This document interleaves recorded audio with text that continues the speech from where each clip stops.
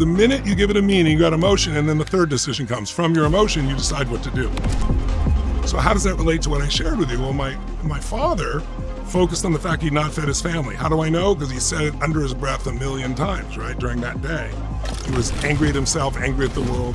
I focused on there was food. What a concept, right? It's so. Hey, you're hungry. But where the biggest difference was between us was not that I was better or worse. It's just the meaning he gave me. I know that too. He was too proud. He was too proud. And he kept saying it over and over again. And so he decided in that emotional state to leave the family. My entire life, the reason I'm here with you is because of one meaning difference. My dad had always said, no one cares about anybody else. And we lived in a community where I thought people were rich. They were lower middle class, but we were literally on the other side of the railroad tracks. We were looked down on. And it looked like he was right. But now that day changed everything because my brain went, strangers care. It's not true that people don't care. Somebody didn't even want credit and they fed my family. Yeah. And that made me want to take care of strangers. And it's starting me on this journey. So I promised myself, at 11 years old, I'm going to do this for at least 2 other families. I didn't have the word pay it forward in those days, but I'm going to make sure I share this. I think it started because I love people. I hate to see people in pain. And I suffered a lot in my youth, as a lot of people do. I had 4 different fathers. We were very poor financially, but even worse was just the fighting between my parents. And my mother was a beautiful soul. I wouldn't be who I am without her. But when she mixed alcohol with prescription drugs, she was a different person. She was quite violent. So I was 5'1" in high school. She would grab my hair and smash me against the wall till I bled, or she thought I was lying and I wasn't. She'd pour liquid soap till I threw up. It was pretty extreme. If she'd been the mom I wanted her to be, I wouldn't be the man I'm proud to be because I had to become a practical psychologist. I learned how to manage her moods and her emotions. And honestly, that was the beginning of it all for me. I went to a seminar by a man named Jim Rohn, a personal development speaker. And I went because I was working for this guy that was a janitor. And then on the weekends, I'd do anything to help pay for money to keep the family going. I was 17, just turning 17. And this guy, I worked for him and I worked hard, and he took me out for lunch afterwards. Said, "You're the hardest working kid I've ever had working for me." He was buying and selling homes in Orange County, California in the 70s and flipping them and doing well. And he used cheap labor, right? Which is what I was. And I said, well, my dad, and I wasn't trying to be funny. When you're a kid, you don't realize. I said, well, my dad said you used to be such a loser and now you're so successful. Like, how'd you do that? And he said, your dad said, what? And so he goes, well, it's pretty true. He goes, I said, what changed you? He said, I went to a seminar. I said, what's a seminar? Never heard the word. He said, well, it's where a man takes 20, 30 years of his life and condenses it, someone who's successful, and shows you exactly the pathway of how they did it so you can save yourself. I said, wow. I said, how much is that thing to go to one of those? He said, $35, which would be like $250 in today's dollars, right? Yeah. Inflation.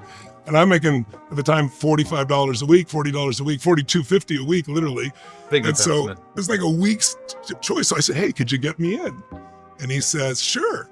But he didn't follow up. I said, well, will you? And he said, no. And I said, why not? Yeah. He goes, because if you don't pay for it, you won't value it.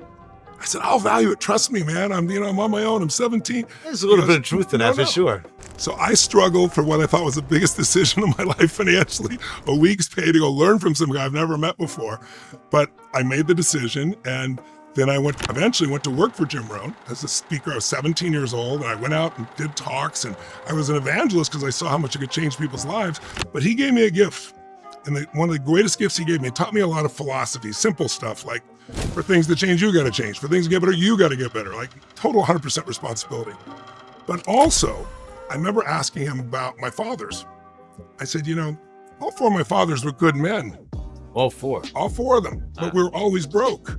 We're always wondering where the next meal's going to come from. There's short times when we didn't, where they were fully employed, but it didn't last. And I said, why? And I said, why is this school teacher makes, those days was $35,000 a year, and this hedge fund guy makes $1 billion a year? That's so unfair. And he said something I'll never forget. It changed my whole life. And it stacked on what I'd learned earlier. He said, Tony, we're all equal as souls in this world. But we're not equal in the marketplace. Wow. I said, what does that mean? That is so true. He said, well, the teacher's equal. These people are equal. He said, let's look at McDonald's. He said, think about this. Can you make twice as much money in the same amount of time? Are there people that do that? I said, well, sure, more than my family does. 10 times? 100 times? I said, yeah. He goes, how do they do that? I said, I don't know. He said, I can tell you right now.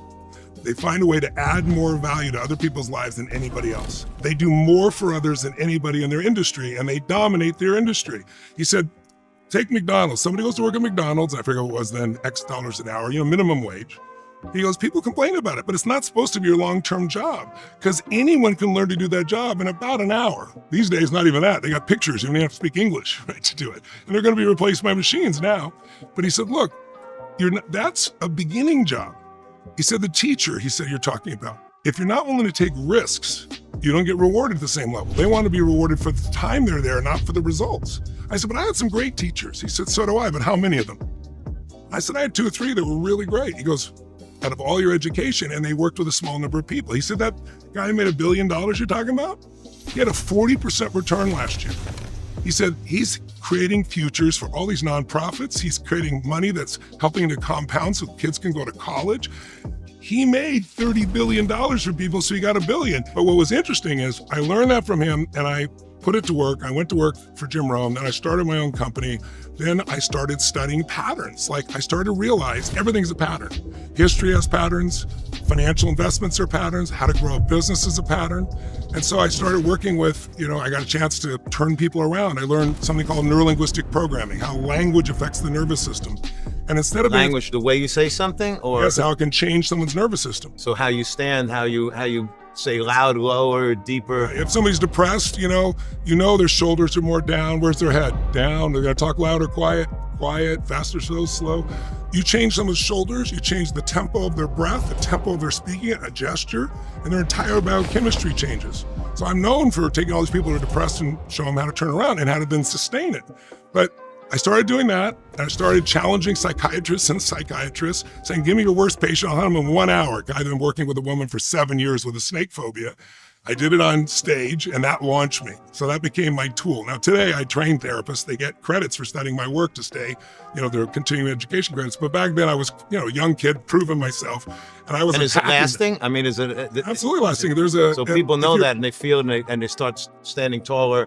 More strength. Well, it's even more than taller. It's that your brain works differently. Your emotions are different. It's a new pattern of how you think and feel and behave. So everything is interpreted from a different level. So when I learned that, then I started to turn around sports teams, and I got famous for doing these, 1 hour or less turnarounds. I took the snake phobia and wiped it out in 20 minutes and wrapped the snake around this woman. But gradually, then I started to work with some athletes in the Olympics and turn them around, and then Nelson Mandela and the Mother Teresa, then Bill Clinton, and then gradually I learned how to build businesses. And I have 114 companies. We do $9 billion in business across all these industries. And I have no traditional education. It's all from learning from the best and applying it. And then I teach other people how to do it. So you see all the things stacked. It was great, that experience and the meaning of people care. I care about people, huge. But then Jim Rohn teaching me what it takes to really grow and to make a difference in the world by adding value. The combination of those and then the skills I learned, all those things dropped in place. But I often say, I'm a good person, you're a good person. I've always been a good person, but would I be working this hard to feed 100 billion meals if I was well fed as a child? So I try to tell people your biography is not your destiny. And the goal is figure out how to use what happened to you.